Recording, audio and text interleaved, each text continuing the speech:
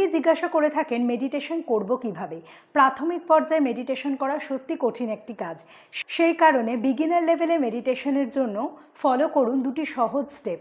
প্রথমত, আপনি যখন প্রাণায়াম করবেন তখন প্রত্যেকটা প্রাণায়ামের প্রত্যেকটা শ্বাস প্রশ্বাসের দিকে ভালো করে কনসেন্ট্রেট করে প্রাণায়াম করুন।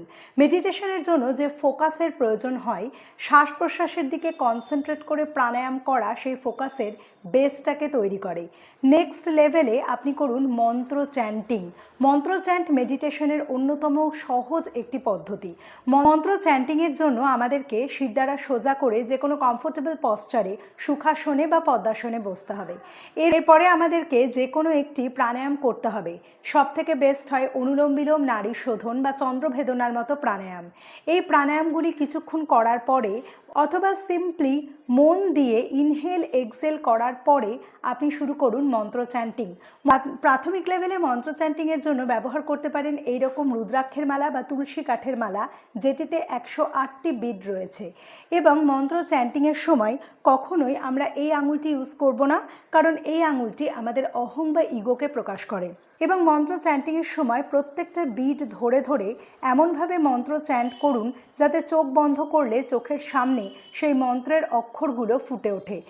প্রাথমিক পর্যায়ে আমাদের মন চঞ্চল থাকে, সেক্ষেত্রে হয়তো কিছুটা মন্ত্র চ্যান্টিংয়ের পরে আপনার মন অন্যদিকে চলে যেতে পারে। আমাদের মন কিন্তু মাঙ্কি মাইন্ড, মনের ধর্মই চঞ্চলতা। আর আমাদের মেডিটেশনের কাজ হলো সেই ছড়ানো ছিটানো মনটাকে এক জায়গায় গুছিয়ে এনে ফোকাস করা। তাই যতবার আপনার মন চঞ্চল হবে সেই বিক্ষিপ্ত মনকে চেষ্টা করুন ধীরে ধীরে আবার মন্ত্রে ফিরিয়ে আনার। এইভাবে অভ্যেস করতে করতে আপনার কনসেন্ট্রেশন বাড়বে, ফোকাস বাড়বে। মন্ত্র চ্যান্টিংয়ের জন্য কোনো কঠিন মন্ত্রের প্রয়োজন নেই।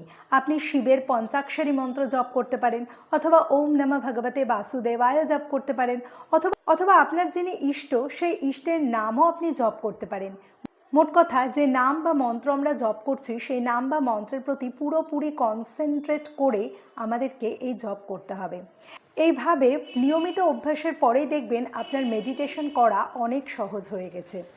নমঃ শিবায়।